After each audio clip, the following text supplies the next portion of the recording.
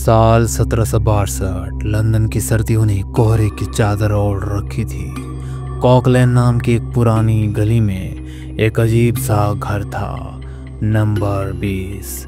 उसी घर में रह रही थी एक महिला, एमी डार्बर्ट। वो किसी को ज़्यादा नहीं जानती थी, बस एक आदमी पर आंख मूंदकर भरोसा किया था, जिसका नाम विलियम कैंट था। लोगों को उनकी जोड़ी ठीक नहीं लगती थी, लेकिन एमी प्यार में थी।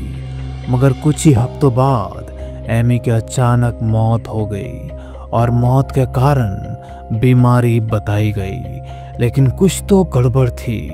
एमी की मौत के कुछ ही दिनों बाद उस घर में रहने वालों ने कुछ अजीब नोटिस किया।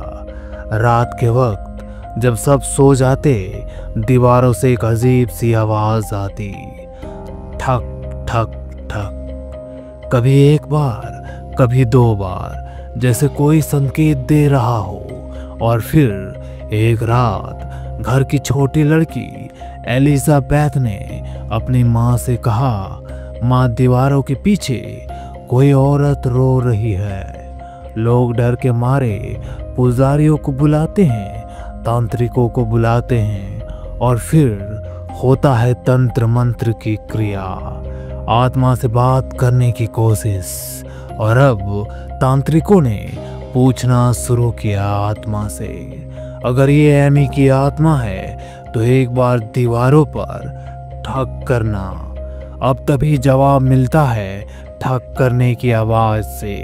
फिर तांत्रिकों ने आत्मा से कहा कि जब भी हम सवाल करेंगे, इसी तरह जवाब देती रहना। हम तुम्हारे लिए कोई खतरा नहीं है। क्या तुम्हारी हत्या की गई? तो जवाब में वही ठक की आवाज आई। क्या विलियम कैट ने तुम्हें मारा? ठक की आवाज फिर से गूंजी और अब कमरे में पूरा सन्नाटा छा गया। अब ये सिर्फ एक भूतिया किस्सा नहीं था, यह हत्या का आरोप था, एक आत्मा की जुबानी। ये मामला अब पूरे लंदन में आग की तरह फैल गया। लोग दूर दूर से आने लगे, सिर्फ ये देखने कि एक आत्मा इंसाफ की गुहार कर रही है। पर फिर जो हुआ, उसने सबकी सोच बदल दी। जांच के दौरान पता चला वो दस्तकें, यानी वो ठक की आवाज एलिजाबेथ की थी। उसे ये सब करवाया गया था, धोखे का जाल बुना गया था। विलियम कैंट को बदनाम करने की कोशिश की गई थी। कोर्ट ने कहा, यह सब एक फ्रॉड है, किसी आत्मा का कोई सबूत नहीं है। लोगों को सजा दी गई, लेकिन क्या वाकई एमी की आत्मा कभी थी ही नहीं? क्योंकि ठीक 2 साल बाद उस घर में एक और किराएदार आया और फिर वही हुआ। रात के 2 बजे कमरे में अंधेरा और दीवार से आवाज आई, ठक ठक ठक। वो भागा, पीछे मुड़कर देखा और दरवाजे पर एक औरत की परछाई खड़ी थी, सफेद कपड़ों में, आंखें आंसुओं से भरी। वो कुछ कह रही थी, मुझे इंसाफ चाहिए।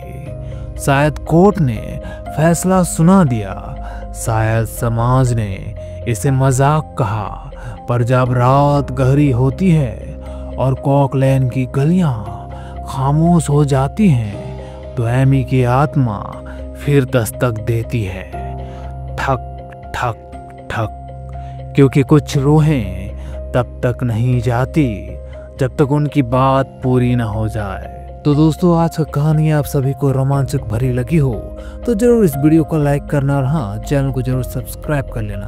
तो चलिए हम मिलते हैं अगली खतरनाक कहानी में। Bye bye.